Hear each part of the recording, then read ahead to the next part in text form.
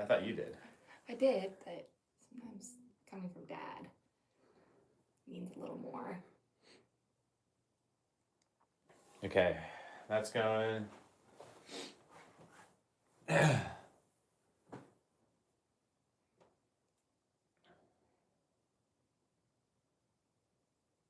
Poor camera 4.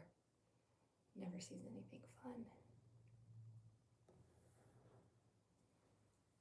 That's good. My hair looks a little crazy on camera today, but that's okay.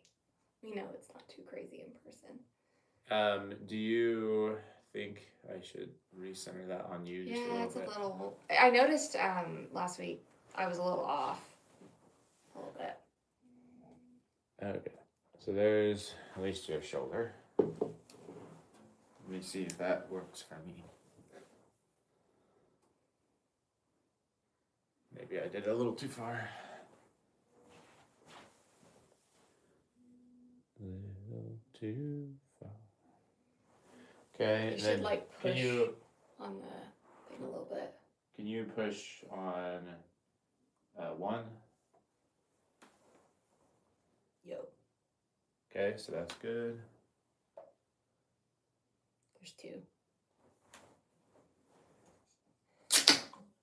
These are fun buttons to push. They're really big. It's squishy. Yep. All right. I'm starting to think black kind of washes me out a little bit. I might have to leave black to you. It's a little washed out on camera.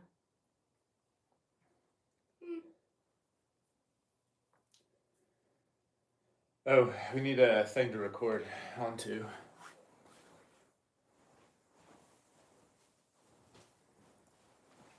I don't want to be on 3. There we go.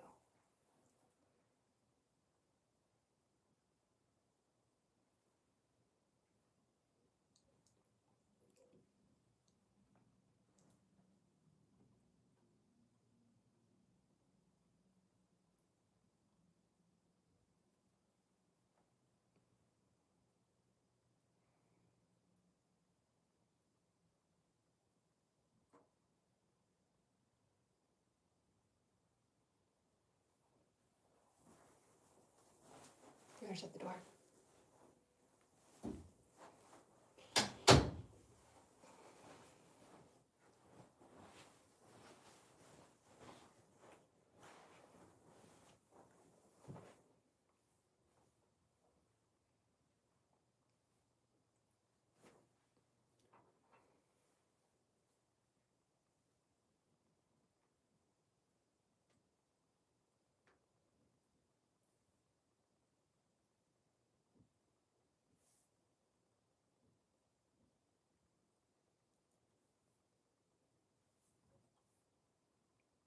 Going.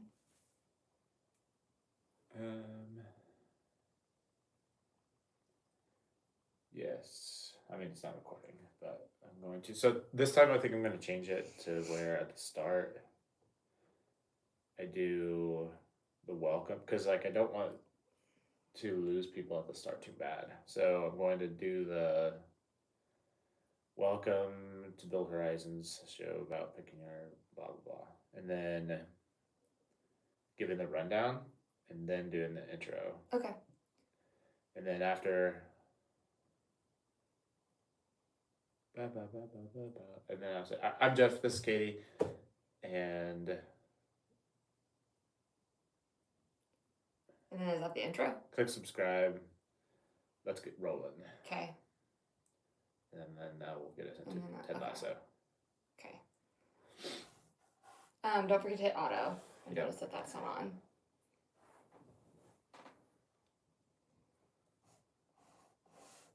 All right.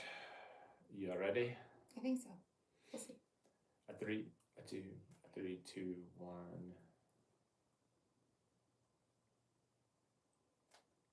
Hello and welcome to Build Horizons, a show about picking the life you want to lead and how to make it happen. Today we're going to talk about a number of things. Very exciting. We're going to talk about comparison, feeling invisible at work, starting new journeys, fears, and how to get out of a rut. But first, play the intro.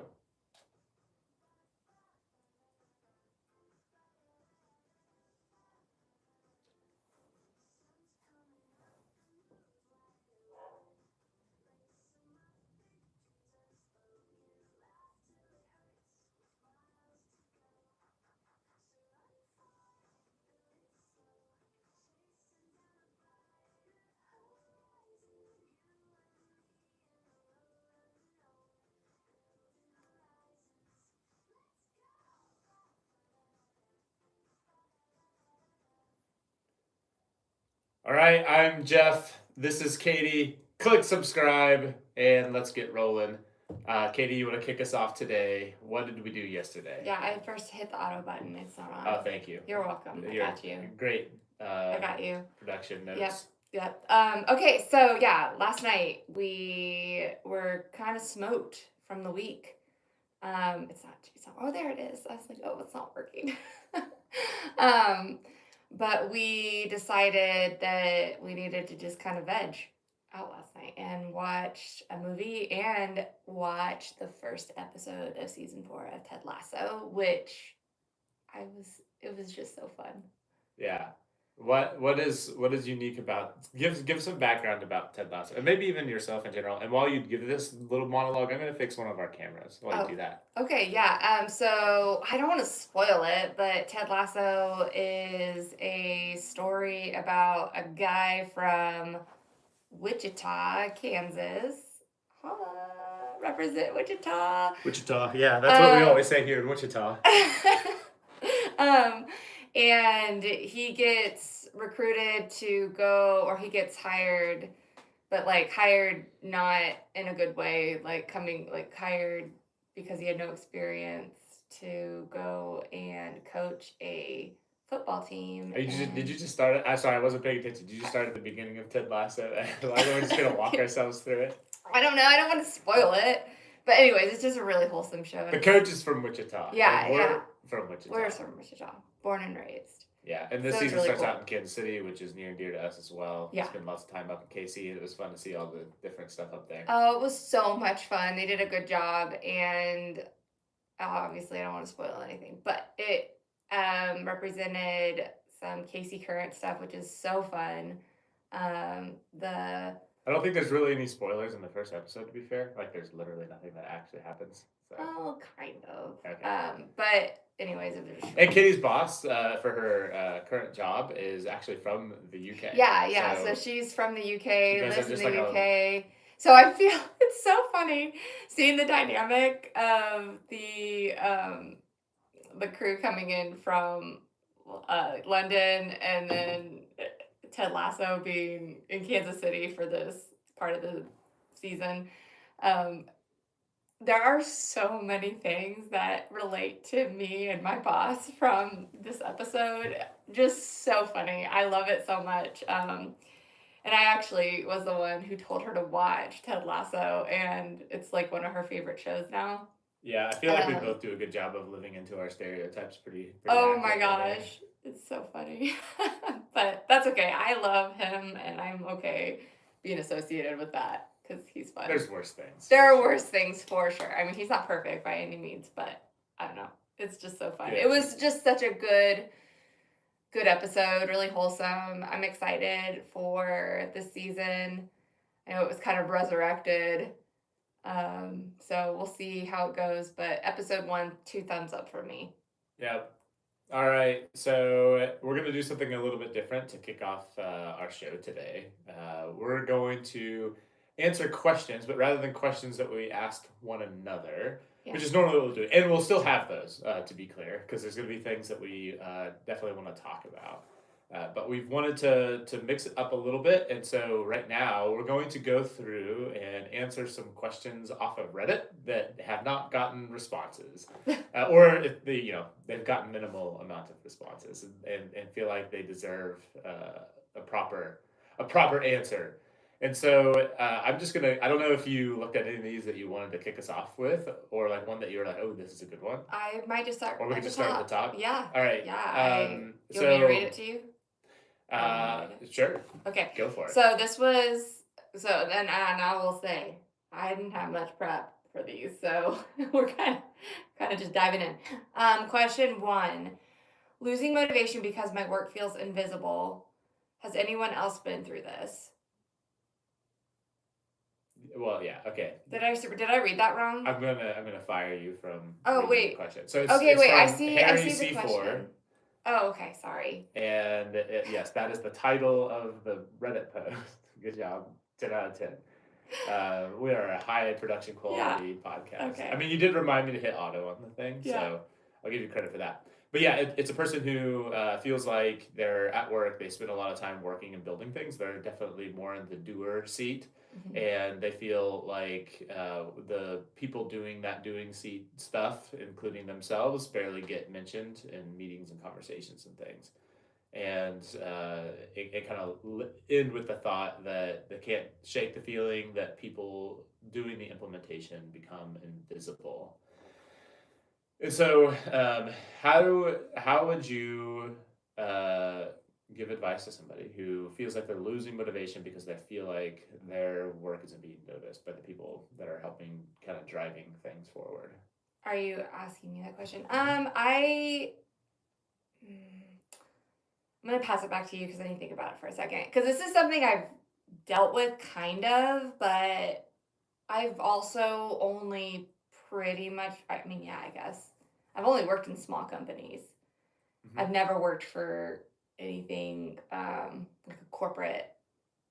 And so I do feel like this isn't something I can relate to so much because when you work in a small company, there's just a few of you. So you're all wearing so many hats, anyways, that I've never really felt this. Now, I think That that there are things that, sorry, go ahead. No, I was just gonna ask if like you feel that there's been times where you just don't feel appreciated, or if you think back on any prior roles where you had to do a lot of things, and that really didn't get valued at where you thought it was valued, or people Yeah, underestimate that's the true. I amount of work have that you had put that into things. before. And um, where I was working, I mean, literally going through burnout and just bending backwards trying to get things done on projects and was just not appreciated for the effort I was putting into. And for me, the best decision was I tried to have a conversation and it wasn't really going in a path in a way that I felt was going to be productive for my future, and decided at that point that I was going to switch things up and start looking for something else. But I know that's not everyone's answer or Yeah, and everyone's path, but that was just what was right for me. And also, I do think sometimes that is the right answer for some, is to remove yourself from that situation and try to find something else, because there's a lot of things. And though I don't think anyone should ever feel trapped in a situation, especially if this is how they're feeling. But I think maybe you have a different perspective of that, so I'd be interested to hear what your perspective on that is. yeah, so I guess one thing that I've always found helpful in general is taking interest in other people's work. And I know that's going to sound like not an exact direct answer to feeling like your work is invisible. But anytime that you are someone working on the implementations stuff, like if you're the one actually getting in and doing the work and making the projects happen and things, you almost certainly have other people that you're having to do that alongside, or you're having to work with the decision maker that you're referencing, and and being that in between. Either way, I think spending time talking, asking questions, and having the opportunity to have like those discussions, even if they're not formally like in the project meeting or something like that, I think that is helpful because you get a broader perspective for when you're doing the work. And I guess the other thing I would say is the opportunities that you'll have to talk about those more strategic conversations might be few and far between, but you don't have to just take the ones that happen as the only opportunities, but you can almost certainly take the initiative to start some of those conversations yourself. And if you do that, if you spend the effort to have those, like to start those conversations, then people will associate you more in talking about like, okay, well, we want to take this project this other way. Let's bring in that such and such person because they were the ones helping do it, and I know they kind of understand things as we've talked about it. Hmm. And I think you just kind of build momentum that way. I mean, it definitely sucks to like do a lot of work and not feel like you get the recognition, Hmm. and you know you're ultimately having to be the one, the glue that's keeping it all together. But at the same time, I, I feel like people paint themselves in boxes based on like title and stuff like that way too much, and I just don't think that that's necessary. Obviously, each like organization's culture is going to be different Right. on that, like what's okay to do or what's okay to push on or how much time can you spend, striking up conversations about strategy. But even if you're on the low end of that spectrum, the answer is not going to be zero. Like you can cross some of those lines a little bit, and yeah, I would just say don't be boxed into where you feel like your role is just because of the title and the work that you're definitely there's certain things that you're just going to be required to do, but that doesn't need to be 100% of your time. You could spend time asking questions, being curious, and doing and asking things that are beyond whatever your title and role are. I think too, um, w- one thing people might not know, especially people that don't necessarily feel comfortable talking about themselves and talking strategically, what are some good, what are some good tools or what's some good advice on how to, like, what type of questions to ask if somebody feels that way. If they're already not comfortable, but they're in, for example, this project meeting or want to talk about something that they're working on with the group, how would someone go about doing that? Or what Well, type of things could they talk about? yeah, I mean, obviously I don't know the specifics, but the things that I would say, one, don't ever like check your ego. Like there's no value in pretending to know stuff that you don't know. And one, I mean, people will know. Like if you have more senior people in the room who have more experience, like with the business side of things, uh, like there's no reason to pretend that you don't know, or there's no reason to pretend that you know something if other people are going to be more than aware that you don't know. I think that the willingness and vulnerability, like the willingness to show vulnerability, that like, hey, I'm just going to ask kind of this stupid question that sounds a little silly, but I don't understand what we mean when we say XYZ thing. I think you might, that on the surface might seem like, oh man, they're gonna know that I'm stupid or something. But in reality, what that shows is like, hey, if I'm explaining something, they're either gonna get it or they're gonna stop me and ask me. And honestly, like as a person who leads people, that that's like the best possible outcome. I like to spend my time wisely, and I don't want to be talking about a whole bunch of stuff that is over someone's head because they actually missed a point like Yeah. 30 minutes ago. And uh, more than likely, they're not the only one with that question. Like, there are other people in the room that may have that same question or might need a little more explanation of that thing. yeah, More than likely. Not always, but it's yeah. probably there. And I just so there's a ton of value in just being willing to ask silly things. Yeah. The other thing I would say too is specifically ask people about their work and learn about what they do in their day to day.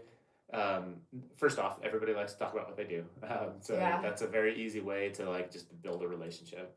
But two, and this has been like, if I can like tell people like one of the superpowers of working in a company is being a person who can bridge the gap with other like areas or other verticals.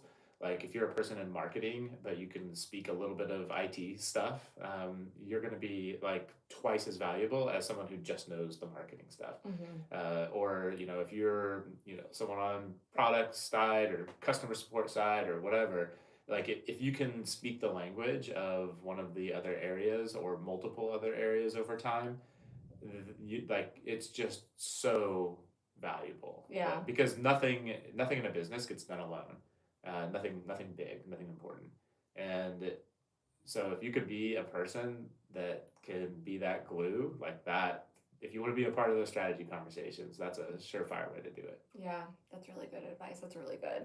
I remember a little bit of a story, personal story, but when I started back at work during COVID after staying home for a few years with the kids, I remember getting put into some meetings, and it was it was marketing and growth driven, and it was just so over my head, and I didn't even know where to ask questions at. It was, but I think had I gone back and asked those questions, it would have really helped me in the long run. But I think, again, like I'm sure other people have felt this way. I Yeah. was too embarrassed to admit that I didn't know what they were talking about. I didn't know what the acronyms were, what some of the things they were talking about even meant.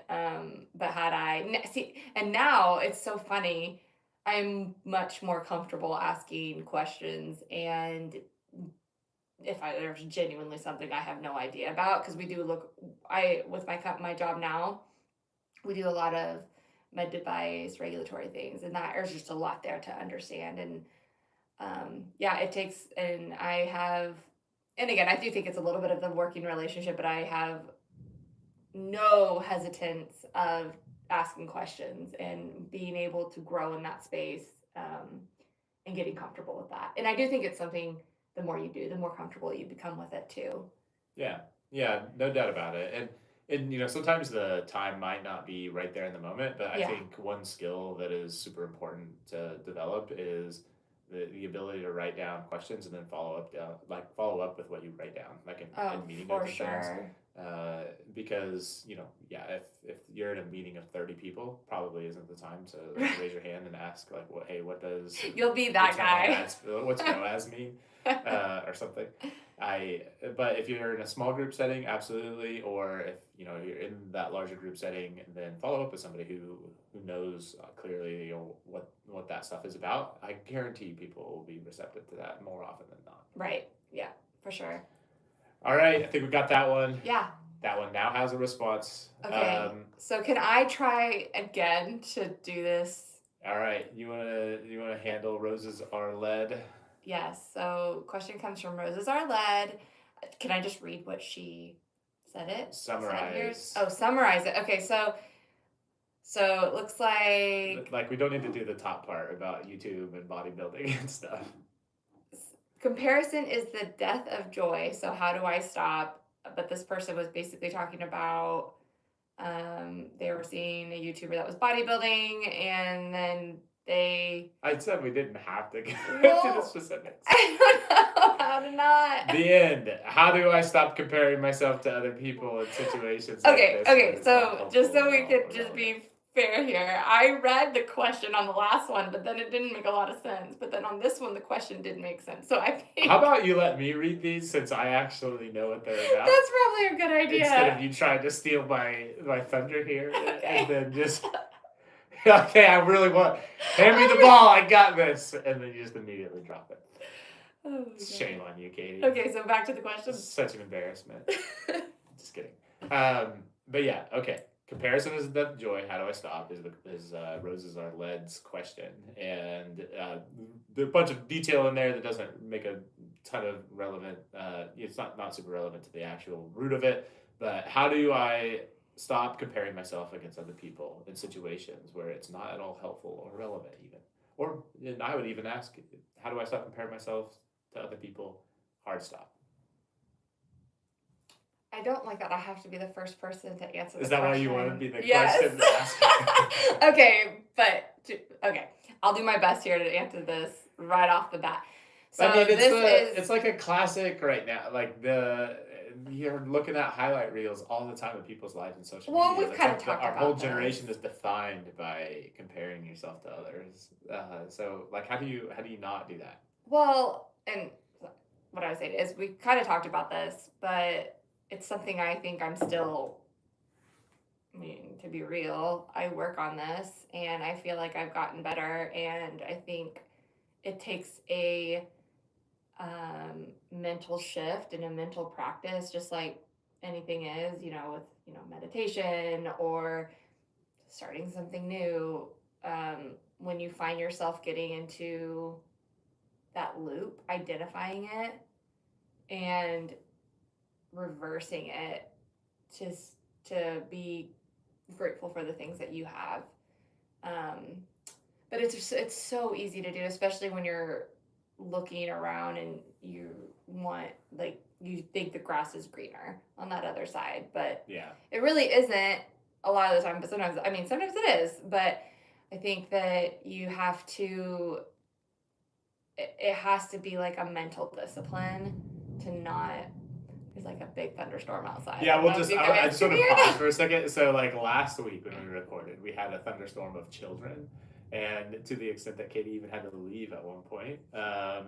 And now we have an actual thunderstorm, which is quite a much more peaceful, Yeah. relaxing vibe than having your children rumble up above you. But I will say there's been a couple times where I thought we were hearing our kids or dogs or something, but it was just It's the just the thunder. thunderstorm. But yeah, it's a lot more peaceful. Yeah. Although, knowing our luck, we'll probably like lose You've, power or something. well, no, now you've summoned the children, I think. But That's fine. anyways, I don't know where I was, but That's okay. Let me just being a mental practice, I think, is a good thing. But I actually think, Jeff, you have like the best advice to do this, because there was one situation where I was talking with you about something for our future and comparing it to somebody else, and you hard stopped me and said comparison is a thief of joy. Just we're not even going to go there. And it was actually a really good indication, like I just making me, whoa, I was going down a bad path and like there. And I think just like a hard stop for me, it was really helpful. Yeah, I think for me the thing that I find with that, like if you're in a situation with especially like let's say you're like in a work environment and somebody gets something that you wish that you could have gotten, to speak vaguely. um, the fact of the matter is, in the long run, it's not a zero sum game. And if you can be genuinely happy for somebody without having the feelings of like I'm bummed that I didn't get that whatever, I think in the long run that gets recognized, and if there's a good thing that's happened to somebody around you, like to use this specific piece of it, they probably also feel a little imposter syndromey as well. And so if they have people around them that make them feel actually like celebrated, I think that speaks volume to you and your character, and that gets recognized. Um, I would say more so in general, like if you're comparing yourself to like someone who has the end outcome you want, that you are striving for, but like it just feels like a really long way away. I think for me, the thing that I have to focus on is, yeah, maybe that is the goal. Maybe I can never even get to that point, but or if I get to that point, it's going to certainly look a little different than what this looks like for this person. But for me, it refocuses not valuing the outcome so much. We've talked about this before, but valuing the journey that you're in, and appreciating the steps that are like okay, maybe I want to run a marathon and I have that aspiration, but today that's going to look like I'm going to run 2 miles, and that's not as glamorous, not as sexy, it's not as cool. It doesn't look as cool on Strava to run 2 miles as it does 26. But to make that dream happen, you have to be able to, you have to step up to the plate time and time and time again, and to have the motivation and the willingness to do that, to make that happen, to get that dream that you're after, uh, you have to enjoy the journey. So uh, I think that if you make the focus be less about the outcome and more on the journey, then it's a lot easier to not have that comparison thing. Because, uh, spoiler, the actual journey part of running is very similar, regardless of whether you're like a marathon qualifier or you're someone who's just starting out. And what I mean by that, obviously, the specifics of the workouts are going to be quite different, uh, but it's just hard. Like, it's just hard. It's hard if you're slow. It's hard if you're fast. It's hard if you're new. It's hard if you've been doing this for a long time. No, certainly, again, I'm painting with a broad brush there, but the thing that you're comparing, then you feel that jealousy or that negative feeling is coming from comparing the outcomes. If you compare the journey, then it's a very similar path. Yeah, that's really good. Do you have any advice for people that when they get on social media and see the highlight reels, like what would you say for them to help with that feeling? I mean, I don't know. How do you like? Do you struggle with that part of it? Like, Not as much as I used to, but it used to be something that I definitely struggled with. And I think I would just need to turn off social media. Um, I when think part started of to it. feel I think those part of ways. it is you have to decide. I mean, and this is true just about of anything. You have to decide: is the thing that I am consuming resulting in an outcome that I want? If you watch these things and you find it motivating and you feel like, okay, like I'm trying to get my mind to think like the people that achieve these things, and so I consume this content, and that makes me aspire to be a certain way, then that's great. Sure, yeah, limit probably the amount of time you do it, because time spent on social media is not Right. time actually doing the thing. But if you're going to spend some time, yeah, that's a positive outcome.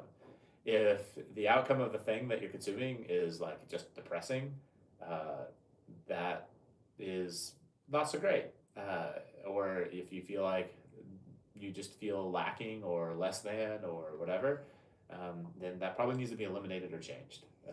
And it So can be a slippery slope too, because I know a lot of the time we have, people that are content creators that get, brand deals and do a lot of advertising, and then you go and buy the things, and which it's good. It's not a bad thing. It just can, if you're constantly comparing yourself and like, ooh, I need that next shiny thing. Ooh, I need that next shiny thing. It can just be a little bit of a slippery slope, because yeah, that's never gonna.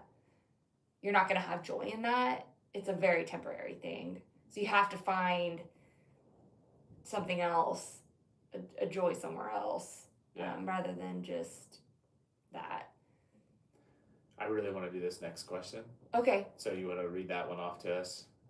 This is my favorite lot of the bunch. Okay, so it is Comes from Lemonade2250. Is it too late to start working on your goals? This person is 30 and wants to know if it's too late. 30 years old. And just wondering if they're overthinking it, or is it too late to change anything? Did I do that right? Yeah, I kind of like told you to summarize the other ones. Well, then should I had a read? whole bunch of extra things with this person? I feel like. Okay, I'm gonna just read it. From Lemonade2250. I turned 30, but I don't know why it feels like it's too late to start doing anything. Just the thought of starting from scratch at 30 feels like pain and shame. I know every day I have the choice to get up and do something or just sit there and overthink. Kitty only has 2 modes. Completely like super high level. Like, I'm gonna give you no details, and I'm just gonna read the title and say a bunch of rambly things, or literally read and stuff like verbatim. There's no like Kate doesn't know what skim Well, here's the means. thing, Jeff. I never said I was going to be the best interviewer or reader of questions, but this is what you got. Yeah. Well, skills, you can learn them. It'll be okay. We'll get you through this. Okay, so yeah, this person, they're 30. Is my life over, or is it too late to get started? And I can empathize with this one. This is like a straight over the plate Jeff type question. Yeah. Because I like, if you went from age 30 to 33, is probably my lowest point of like my life physically and mentally. I was drinking way too much. I didn't really know what I wanted to do. Pretty bummed, depressed most of the time. Yeah. We didn't, because of a lot of that stuff. Our relationship was hit or miss on how we were doing. It was also a really hard time kids wise. Got two little ones. Those are hard years. I want to tell my funny story about the. Oh my gosh, I forgot about So that. Google occasionally will give us like cute pictures from the past of our kids usually, and the one of them was a video, and I'm like, oh, this is our two kids when they were so little, and our son when he was little. Let's click on that one and just hear their little voices and what they are. I was just like expecting like that nostalgia thing of like, oh man, these kids, time flies, it goes so fast. And so I hit play on the video, and immediately it's like our kid hitting an iPad, like, pow, pow, pow. Yeah, like punching it and jumping on They're like it. throw it on the ground and jumping on it, like, Like screaming. It's like, yes, I remember what it was like. It was hard. It was so hard. Oh, that made me laugh. But yeah, so like, and then like I made some pretty significant life changes when I was 33 and 34, and now I'm 37. Started a business at 36 that I have a lot of when I think about things in the future that I'm excited about. That's definitely one of the things. And it's funny, these two questions paired together. Like sometimes I think back of like, man, if I could go back in time, like here's all the things that I would do differently. Because 36 is a relatively old age if you're comparing yourself to like these other tech people who started coding and they're like college dropouts and they've been working since they were 18 or 20 years old on their thing, and they build these companies, and that's not going to be my story, obviously. And so there is an element, kind of going back above the comparison being the thief of joy, and is it too late to start working on your goals on this? But here's what I would say is I've learned a lot about who I am as a person, and I've learned a lot of skills. I've learned a lot about the world and business that change what it's like to start a business now than it would have been when I was 20 years old. I was an idiot. I didn't know what I wanted out of life, and so I'm I'm a well equipped person to do things. I'm going to learn a ton of stuff anyways. But I feel like I have a good starting point that's valuable. And so, yeah, and I'm 36, 37 years old now. And I definitely don't feel like it's too late for me. Yeah. But I would say, as a point of encouragement to you, you're not going to get any younger. And so, like, do you want to look back at yourself as a 40-year-old and say, you want to be asking the same question in 10 years? And the answer should be no. You should not want to ask this question in 10 years. So what do you need to do today to take a step down the path so that when you look back as a 32-year-old or a 33-year-old, yeah, I can be proud of how my life trajectory is going. I don't feel this way. So before we actually went through and found these questions, I actually had written in a question that I think is a good just kind of add on to this conversation. If people feel unsettled or driven to do something but genuinely cannot figure out what it is, what advice would you give them? Definitely and this is true both of that question and this question, is start. Like, start something. Yeah. There's nothing more uh, clarifying than starting down a path and then realizing, like, oh, yeah, this is for me, or no, this is not for me. Or, like, oh man, I started on this road and I realized, like, there's a ton of skills that I'm going to have to learn in order to figure out how to do this. Now you know. And so now you can start building those skills and start getting reps and getting at bats and having, that forward momentum. I can assure you that whatever path that you're going down, it's not going to look how you think it's going to look when you're at the beginning stages of it. Um, there's no way, there's no amount of YouTube videos or shorts or reels or there's no amount of scrolling through TikTok of people doing stuff that's going to help you understand what it's really like to get down and do it. The way that you figure out what that's like is to actually go and do the thing. But the good news is, like, whether you're 30 or 40 or 50 or 60 or 70, like, there's still time to figure it out. I was at a thing and I got to listen to Molly Bloom, which we actually just watched Molly's Game, her movie that's about her life, yesterday as well. And the quote from her speech that I attended was, your chances aren't limited. You have as many opportunities as you're brave enough to take, and you have as many chances as you're willing to take, brave enough to take. And the that really resonated. Like, there's, using business as an example. I've tried. I've had this, like, pull in me to, like, start something that I've acted on. I don't know, like 20, 30 times. Like, really, like, if you really broke it down at the number of things that I've thought of at varying degrees, and maybe 10 of those where I spent a fair amount of time thinking that this was going to be the thing of the future, and then it ultimately turned into nothing. And you and like that can feel defeating, but those are now 10 things that aren't going to be the thing, or maybe they are, but it's just not right now, and you're not at the point where that makes sense to pursue. But you'll know more about it if you start a podcast with your wife. You'll have some things to harken back to, or lessons learned from prior attempts at doing podcast stuff. Yeah. And so this podcast itself is better for having done a podcast in the past. And I think it's hard to have those perspectives in the moment. But I mean, to go back to the question, is it too late to start working on your goals? I mean, I think anybody who writes that question knows what the answer that people will give is of course not.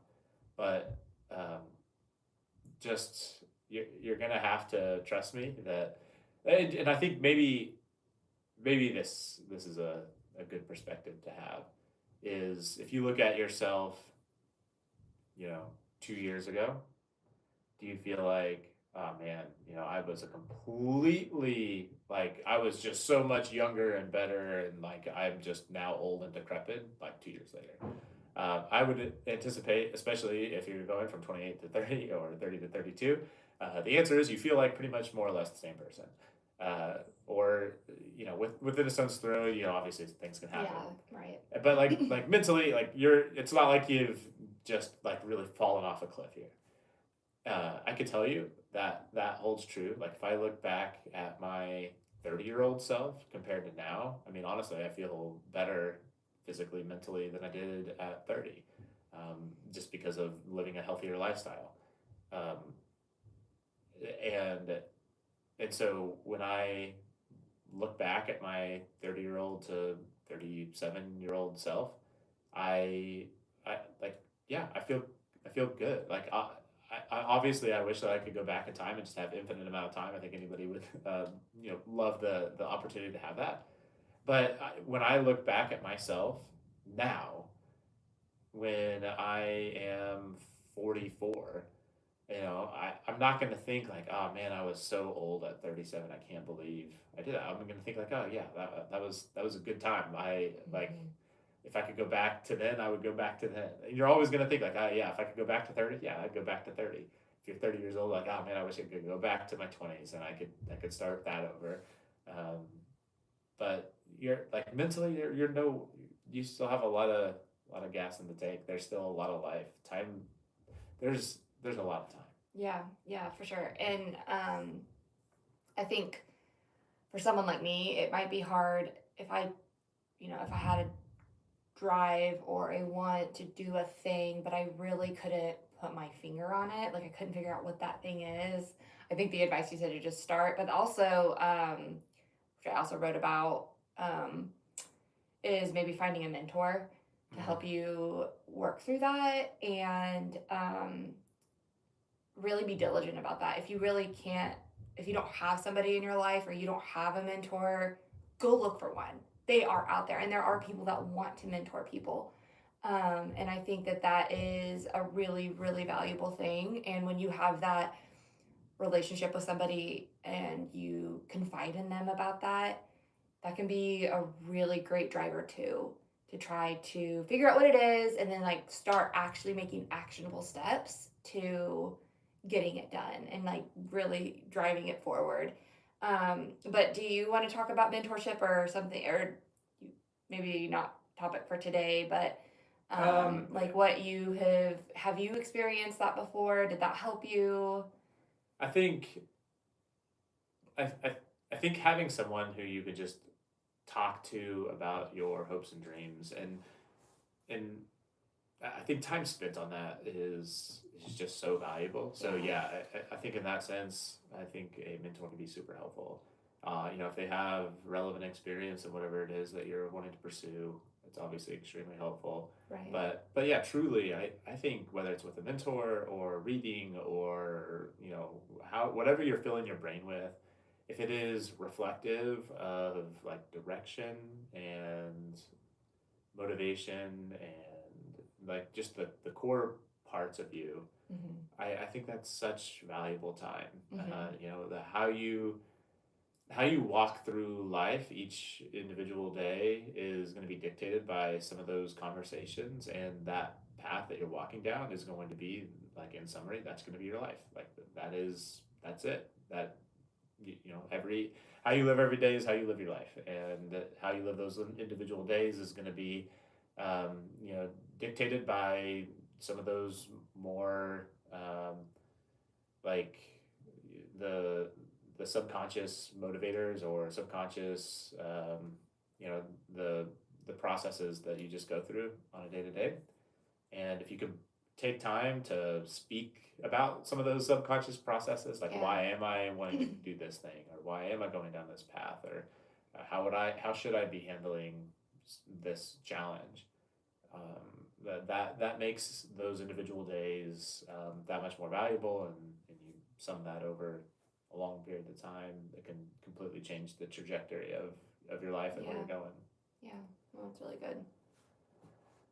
All right. Next question, Kate. I mean, you're like a pro now. I want you to I want you to try to find the middle ground on reading it literally every syllable versus what is the spirit of the thing. Okay, so this question comes from important middle 7949. Yep. Um, Get it to us, important middle. What you got? what's the fear you never actually say out loud to anyone? I feel like that's a good. Yeah, they got the advice to say it out loud. It didn't fix anything. It didn't make it go away, but it did shrink down to normal size problems. But like how, what is a fear that you don't say out loud, or what's a fear that you have, and how do you manage some of that? I think would be probably a good pass at this. What's your fear? I don't know. I was thinking about this. I mean, first off, I would say I don't have any like I mean, other than like big fears of like life is temporary and stuff like that, like, and there's only so much time, etc., which is kind of counter to what I just said. Like, there's a lot of time. Um, I mean, I would say there's like some practical things of I sometimes worry that I myself am and like probably this is just like a good example of like depending on where you're at in life, like this you're just gonna have different perceptions of this thing I'm talking about. But uh, I think that there is another level to how I can spend my time and working on the business, and I'm not doing that thing, which is probably sounds crazy because I probably work like I don't know however many hours I'm awake minus a couple, and but I do think that there's just certain things I do that are just like not actually moving the ball forward and kind of just working to make myself feel better or just like tinkering, like just randomly bouncing place to place instead of intentionally focusing in on the thing that matters the most, which is why we had a conversation about what are the three things and what are the things that we need to do to make those things happen. Um, I feel like one disclaimer we should say too is this was in the small businesses thread. I think there are sometimes if you have like a fear, you should probably go to therapy.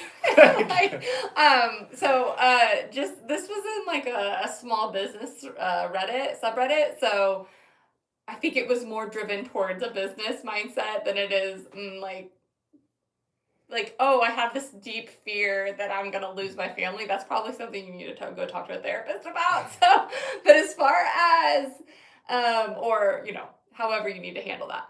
But as far as like a business fear that I don't say out loud to anyone is definitely that it's just gonna not, it's gonna fail. That we're not gonna be able to get this off the ground, and that's a huge fear. But Yeah, and where I don't have that fear, which is probably what makes me particularly well suited for this sort of thing, is like, okay, so what if everything we're doing right now doesn't work? yeah, Like, is there any part of it that I can't? That's your fear. that's my fear. Yeah. So, which individual thing would you say, like, okay, well, if that doesn't work, we just can't figure it out? And because, like, to me, like, I don't know, let's say we do this podcast for 5 years and there's 4 viewers. Yeah, I feel like we're on a Like, if we, sad viewer count right now from these last past episodes, but all 14 of you that have listened, we appreciate you. Heart to you. but if we go down that road and like that's the road we're on, like, what does that matter? Or like if Yeah. we start, trying to do this app thing, or, one particular app or whatever, all the apps and they all fail, like then we'll know so much more on the other side of that that will make whatever the next thing is make a lot more sense. Like there's there's nothing that's like, well, and now, and honestly, to go back to the Molly Bloom quote, like, we'll have as many chances as we're brave enough to take. And I can assure you, like, I'm brave enough to keep taking the next thing. Hey, Yeah. got the hat quote. Yep. But yeah, like, I don't have that specific fear. Yeah.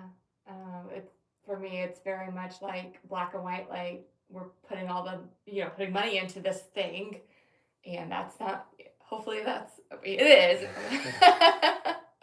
You can see the fear like coming to life right putting now. money in the wood chipper. Yeah. Straight to the furnace. But that we see it again, obviously. But I don't know. I think for as far as a small business, this starting a thing, that is my fear. Yeah. Go to therapy. Therapy's good. All right. Is that enough about fear? Yeah, I think so. Okay. I don't like to talk about stuff like that. It makes it feel too real. I forgot. So we had to like go fix all these, and I put more than I meant to. Yeah, there's like so many questions, Jeff. Do you have one? Wait. Because we're actually kind of getting close to the end of the podcast. So I actually, my Katie brings a short to short corner, but it's not really like I brought a short to short corner, but I want to know your take on it. So there's this new trend on, I don't know, the reels, the grams, the TikToks, I don't know, just the shorts of women or wives or whoever, partners, walking into the bathroom while their husband or boyfriend is literally on the toilet, and they're showing like a renovation Mhm. or talking about what they want to change in their bathroom Yeah. at this shock of the poor person on the toilet. I want to know what you would do or how would you react if I were to do that to you? Because I find them funny, but then again, I find them kind of horrifying and like I'm like, oh my gosh, this poor person. All I can think the entire time, because yes, you have shown me some of these. I just think they are literally the dumbest things I have ever seen. So I don't know that I have. Well, I think that they would agree with you too.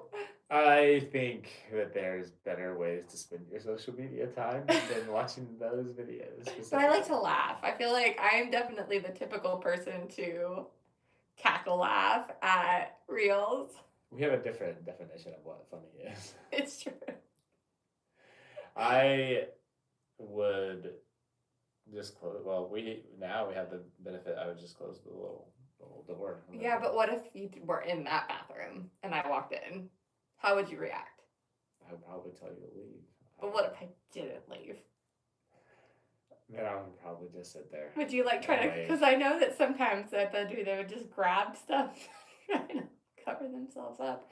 Would you be one like that? But or you would just wave. Yeah, I mean, if you've decided that that's going to be the type of a relationship that we're going to have with the outside world, I'm in. Okay, well you're in. You've made this choice, and I'm going to own it for you. Yeah, that's quite a tonal shift, Katie. Sorry, I would I had like to- you to now remedy that by picking one of these other questions. Okay. Because you just had to get that in, and man, boy, you're lucky this is not an edited podcast, because I'm not so sure that would make the cut. I'm just like reading through these and trying to. Okay, here we go. So this comes from Bright Club 3985. Okay? How do you know if you're being consistent or just climbing the wrong ladder? Like if you're Yeah. on the right path or not. Yeah, and their point is, if you're going down the wrong ladder, it doesn't always feel obviously wrong there in the moment. Sometimes you only know that in hindsight. Yeah. So how do you know if you're just like doing the thing because you're committed to doing the thing versus just do I need to make a shift? Humans are a weirdly consistent lot. Like if we feel like we are the type of people who fill in the blank, it is very likely that we're going to follow through on that thing. There was a study done by like there's a number of them, but like environmental studies where people make commitments on like being asked like in a survey if they would uh, save money on their electricity bill or something. And there, I'm probably going to butcher like the like whole premise of how the study worked and all that. But the result is basically if people would like if you got people to say that like yeah I'm going to do this thing, a lot of people just follow through with that thing. Like they've said that like okay I'm going to save money on electricity. I'm going to help the environment, and I think I can do this much or whatever. Um, but the funny thing is like that also had carryover in like not specific to that domain, but like things that would be consistent with that type of person. That also had an increase for those people as well. So like if it was like, okay, I'm also going to not litter as much, and like the littering rates of those people were also higher. But with control groups of people that like were doing things prior to that point, because you have electricity usage data, so like they were no more or less like doing things before, but then like they had commitments versus just people who saw ads for being using less electricity. So it's a valid question to ask. Am I just going down a path, or is this actually the right thing to be spending my time on? I I think the important part about this is, and I recommend writing them down, but writing down goals, like what do you want out of life? I think that at a baseline, you should know, like you should be able to, if someone asks you, what do you want to achieve in the next 5 years? I feel like you should be able to give people an answer. I don't think a lot of people could. I think they would struggle. Katie, what do you want in the next 5 years? Uh, You don't have to do this. yeah, It's don't fine. know. But I think most people probably don't have like an answer that they could just rattle off. Yeah. But I think you should be able to, whether or not you would like to in front of a camera on a podcast that your husband asks you right away, could be another answer. But I think you should be able to, and so I'd encourage you to write down those goals and then see what actions in your life are taking you closer to those things and which things are not going to result in those things, and then have the willingness to make hard changes if the thing that you say that you want um, it isn't going to be achieved by the path that you're going down. Then you are going to either have to change your goals or change what you do. Those are really the only two paths there. Yeah. And that can feel really hard, especially if you, like this person used a ladder, but when you have to put that ladder down and get on a whole new ladder, that can feel really hard and really overwhelming. But I do think sitting down and identifying what it is that you want to do in 5 years, I think that that's a really good exercise. Well, and I think what the benefit is like if you do have to get on a new ladder, you're not getting on the new ladder with the same skills and the same like knowledge that you did when you got on the other ladder. Yeah, that's like very you're true. When you switch ladders, like you're doing that with an intentionality and a momentum that you didn't have when you were just picking a ladder kind of just because this was the one that I was going down, and so I'm doing the things because I do the things because I do the things. So I think the and honestly, being able to switch those ladders, to be able to switch those focus and really refine how you spend your time and what you do on your day to day, I think that's a massively beneficial skill. Yeah. And not every ladder change has to be this big, massive shift in how you live your life or like your big change of goals. It can be something like, hey, you know what? I'm spending an hour and a half every day on my phone. I want that to be closer to an hour. And so I'm going to take that 30 minutes and instead I'm going to read or whatever, or I'm going to go to bed earlier. Heck, that alone, taking your screen time down from an hour and a half to an hour and using that 30 minutes to just go to bed earlier could have a massive change. That is a ladder. It takes intentionality, and that's going down a shift, or that is a shift in what you're going down. But man, that can have a massive impact, and probably frees up mental capacity and time, and that like you realize like, okay, I can figure out how to do, like I can say that I want to do a thing and I can do it. So what else does that mean that I can do that with? I think that starts you down roads that can dramatically change how things what the outcomes are. Yeah, and I think to try not to overthink it too much, because then it can prevent you from wanting to even do anything about it. Now, one thing I'll say that's like kind of counter to all the other things that I've said is there is going to be no shortage of interesting things, shiny objects that can distract you from what you actually want to achieve. And so that's why I go back to, the goal, writing things down and knowing what your goals are, because sometimes the answer is I have this like thing that seems cool and sexy and exciting, but when I look at my goals, I'm like, I actually need to stay on this ladder. And depending on your personality type, that might be the more often thing that you need to do is say, hey, I have these goals, and if I want to achieve those, I know that I need to spend my time doing XYZ thing. And so because of that, even though that ladder is really exciting, I need to stay down this path and I need to be consistent. Sometimes it's not as exciting, that answer, but I think it's still important and clarifying.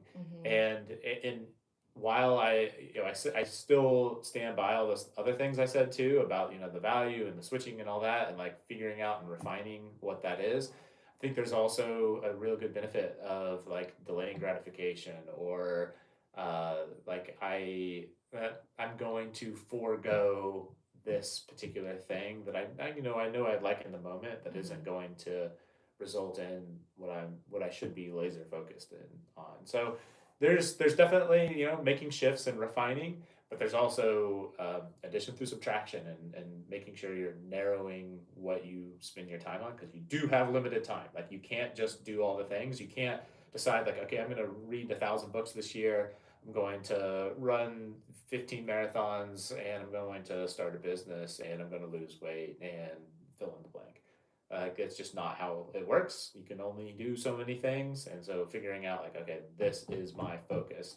Um, that that might be something that's additive, and change and refine, but that also might be like, okay, I see this shiny other thing, and I need to decide now I shouldn't even spend any time on that, because like it's just going to draw me in more and more, and that's not actually the goal. That's not taking me closer to my goal, and I know I need to spend more time on this thing to make it happen. So I'm going to double down on my focus, not add new shiny objects to go chase. No, I think that's a really, really solid point.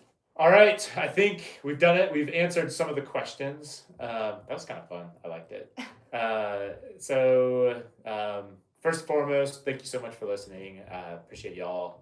Like we said at the top, hit subscribe. If you do have any questions, you can email us at buildhorizons.com. If you have other questions, maybe other Reddit posts that you feel like need answered, topics to cover, or just want to say hi, we would love to hear from you. With that, I'm going to hand it over to you. Sign us off. Yep. Thank you for building with us, and we are cheering you on. You want to push the button? I feel like it's a you button this week.